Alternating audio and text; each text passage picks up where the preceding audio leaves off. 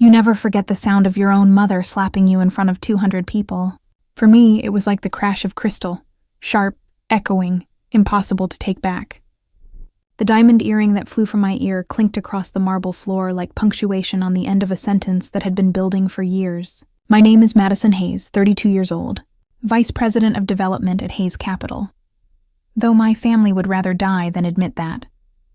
And this was the day my family turned my sister's wedding into my public humiliation. The moment her hand connected with my face, the ballroom fell silent. The orchestra stopped mid-song. Guests gasped. Even the chandelier seemed to hold its breath. And my mother, Carol Hayes, hissed through perfect red lips, "Give your sister the penthouse keys, Madison. Now." My $2 million penthouse. The one I bought, in cash, after a decade of 80-hour weeks and sleepless red-eye flights. The one that represented everything I'd built without them. But the worst part wasn't the slap. It was seeing my father's faint smile. The same smile he gave when a deal went exactly his way. They'd planned this. The speech, the timing, even the live stream for family transparency. And there, standing beside the wedding cake, my sister Sophia, the family's golden child, looked radiant in her designer gown. While I stood there, red-cheeked and shaking, the villain in her fairy tale. What they didn't know, what no one in that room knew, was that someone very important was watching that live stream. Someone whose next decision would rewrite every name on the Hayes family's future. Would you like me to continue with part 2, the setup, the family's plot, right now? You said, that morning should have been simple. Champagne, flowers, smiles for the cameras. Instead, it became a carefully choreographed betrayal. I arrived early at the Grandview Hotel, 3 hours before the ceremony. The ballroom shimmered with white roses and gold accents. Sophia's dream come true. I'd paid $50,000 toward it, though. Of course, no one mentioned that. "Madison, finally," Mom said, her eyes scanning me head to toe. "That dress, couldn't you have worn something softer? You look like you're going to a board meeting, not a wedding." I smiled. "Good morning to you too, Mom." But she wasn't done. Sophia looks radiant in her gown. She's glowing. The comparison burned, familiar and exhausting. Sophia, the princess. Why the disappointment? Dad barked from across the room. "Maddie, check the seating chart, but don't reorganize everything like last time." He still thought I was the same teenager who rearranged chairs at church events. He had no idea I now oversaw $200 million in investments. But that didn't matter here. In this family, my job wasn't to succeed. It was to stay small. The whispers followed me as I adjusted centerpieces. "She's still single, isn't she?" "No ring yet, poor Carol." "Too picky for her own good," Mom replied, loud enough for everyone to hear. I wanted to laugh. They thought I was struggling in some city shoebox apartment, when in reality, my penthouse was featured in Architectural Digest last month. Aunt Sally asked sweetly, "So, Madison, how's your little apartment?" "It's a penthouse, actually." The table burst into laughter. "Of course it is," she chuckled. "And I suppose you drive a spaceship, too?" Sophia floated over, the perfect bride. "Oh, Madison loves her little stories. She pretends she's living some grand city life." Mom nodded proudly. "She exaggerates, dear. She always has." I just smiled, because arguing would be pointless and unnecessary. Let them laugh. The truth didn't need defending. It just needed time. Later, I overheard Dad say quietly to Mom, "After the toast, we'll make the announcement about the penthouse." My hand froze on the champagne glass. Mom hesitated. "You're sure Madison will agree?" "She won't have a choice," Dad whispered back. "She's too proud to make a scene. We'll corner her in front of everyone." That was the moment I realized the wedding wasn't about love. It was a stage, and I was the prop. That night, when the slap came, I finally saw it all clearly. Every dig, every harmless comment, every manipulation, all leading to this moment. They wanted to take what I'd built with my own 2 hands and give it away in front of flashing cameras, to make Sophia shine a little brighter, even if it meant dimming me completely. But fate had other plans, because someone else was watching that live stream. someone who knew exactly who I was. And within an hour, that man would walk through those ballroom doors and change everything. The champagne had barely been poured when the lights dimmed for speeches. Dad stepped up first, full of charm, soaking in the attention. "My beautiful daughter Sophia," he began, his voice booming through the speakers, "has always been a light in our family. Today we welcome her into a new chapter of love and success." Applause filled the room. Cameras flashed, then his tone shifted, rehearsed, heavy with self-importance. "And as her sister Madison has always been so generous, we have one more announcement." I froze. My stomach turned. "Today," he continued, "Madison has decided to gift her luxury penthouse in the city to Sophia and her new husband as a wedding gift." The crowd gasped. Admiration, envy, confusion, all swirling together. I felt every eye on me. Phones recording. Sophia's fake tears of joy. Mom's smug smile. I stood there, the air buzzing with whispers, and for the first time in my life, I didn't shrink. I stepped toward the microphone. "Actually," I said softly, and the entire room went silent. "Actually, I didn't agree to that." A hush fell over the ballroom. Even the string quartet stopped mid-note. Mom's smile faltered. Dad's jaw tightened. "Madison?" he hissed through his teeth. "Don't embarrass your family." "Embarrass?" I repeated, my voice calm. "You mean by telling the truth?" Gasps. A few chuckles. The whispers grew louder. I could have ended it there. Walked out quietly. But something inside me, the same strength that built everything they mocked, refused to be silenced again. "For years," I said, my voice echoing through the chandeliers, "I've been told that my success didn't count because it wasn't your version of success. That being single made me incomplete. That my hard work made me cold." I looked directly at Sophia. "You didn't need my penthouse. You needed to prove I was still beneath you." Her face flushed red. Dad's hand slammed the table. "Enough," he barked. "You'll regret this attitude, Madison."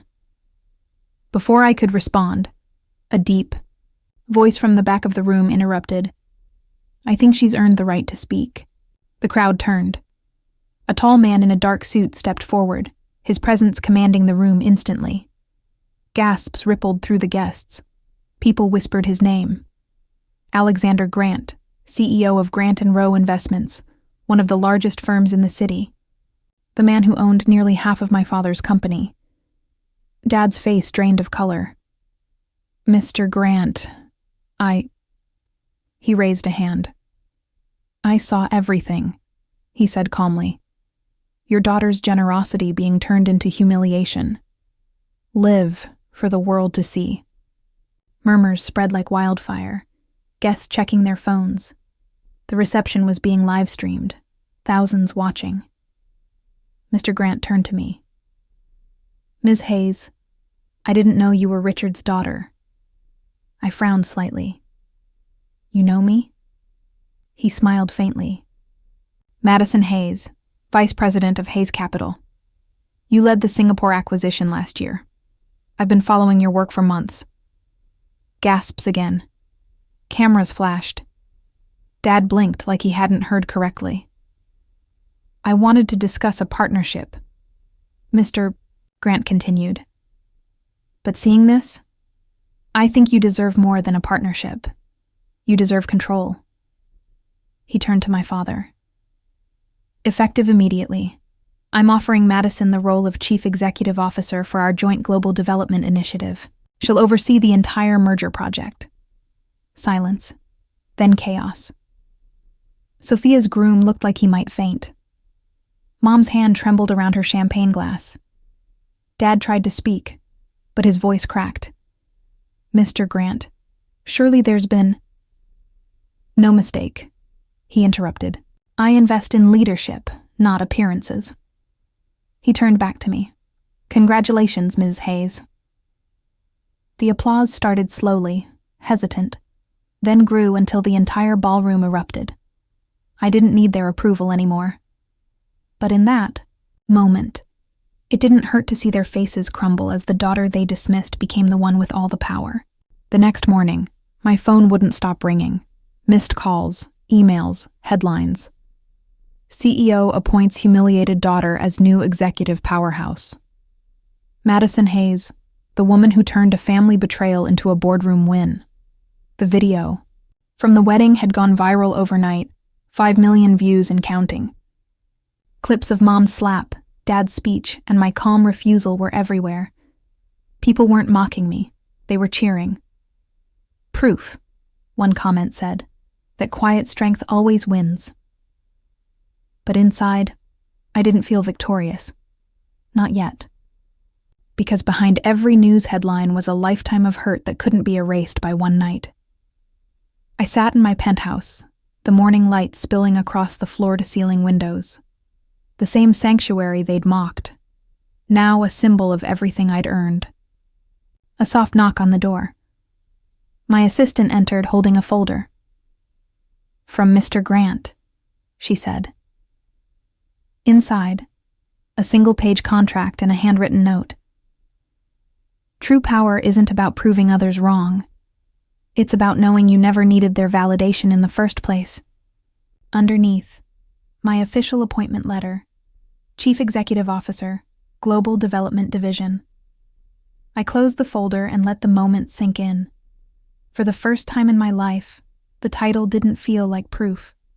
It felt like peace. That evening, I met my parents at their country club. Their request. They looked smaller somehow, the confidence gone.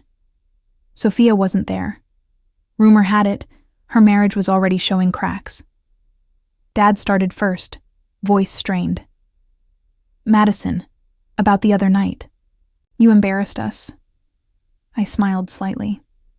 "No, Dad. I exposed the truth." Mom's lips trembled. "We were only trying to protect our family's image." "By erasing me?" I asked quietly. "By teaching me that love is conditional and success is shameful unless it benefits you?" Silence. For once, they didn't have a comeback. "I didn't take this job to spite you," I said finally. "I took it because I earned it. Without your help, without your approval, without your name." Dad sighed. "So, you won't forgive us?" I paused.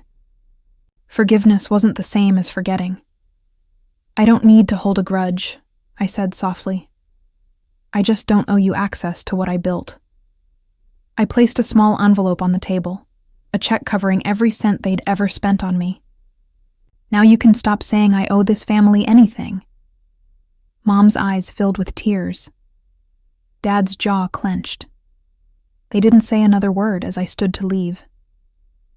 Outside, the night air was cool, almost cleansing.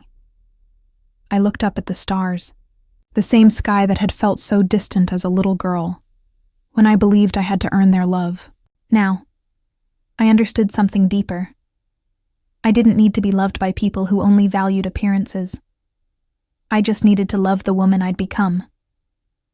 My phone buzzed. A message from Mr. Grant. "Board meeting Monday.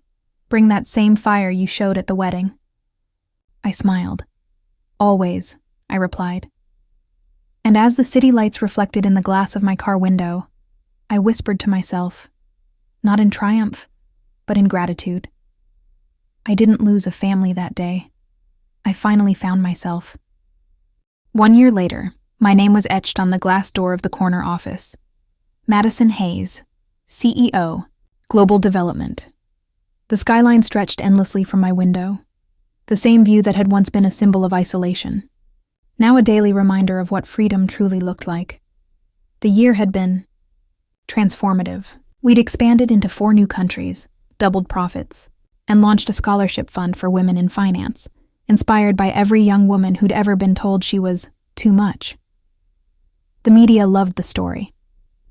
The slapped daughter who built an empire. I didn't care about the headlines anymore. This wasn't revenge, it was legacy. That morning, my assistant walked in with an envelope. "Special delivery," she said. Inside was a wedding invitation. Sophia and Daniel, vow renewal ceremony, held at the same Grandview Hotel ballroom. I almost laughed at the irony. The same stage where everything had fallen apart. Now hosting another attempt at perfection. I thought about ignoring it, but something inside me, maybe curiosity, maybe closure, made me attend. The ballroom looked exactly as I remembered it. Gold accents, white roses, soft piano music. Only this time people looked at me differently. Not with pity. Not with judgment. With respect. Even Mom hesitated when she saw me. Her voice was quiet. "You look radiant, Madison." It wasn't an apology, but it was the closest she'd ever come. Dad offered a handshake. I took it, not out of obligation, but choice. Because forgiveness isn't weakness. It's walking away without hate in your heart. Sophia approached next, her eyes softer than before. "Madison, I'm sorry for how we treated you. I didn't realize how much you carried." I smiled, genuinely this time. "You don't have to apologize, Sophia. We were just raised to believe love was conditional. Now I know it never should be." She nodded, eyes glistening. Then she whispered, "You deserve everything you've built." As the ceremony began, I stepped to the back of the room. The same marble floor where my earring had fallen a year ago, only this time I wasn't hiding in the shadows. Mr. Grant was there too, giving me a nod of approval. "You did more than survive, Madison," he said. "You changed the story." I looked around, at the chandeliers, the laughter, the family that once made me feel small. But I didn't feel small anymore. I felt whole. Later that night, I returned to my penthouse. City lights shimmered below like a sea of gold. I poured a glass of wine, stood by the window, and smiled.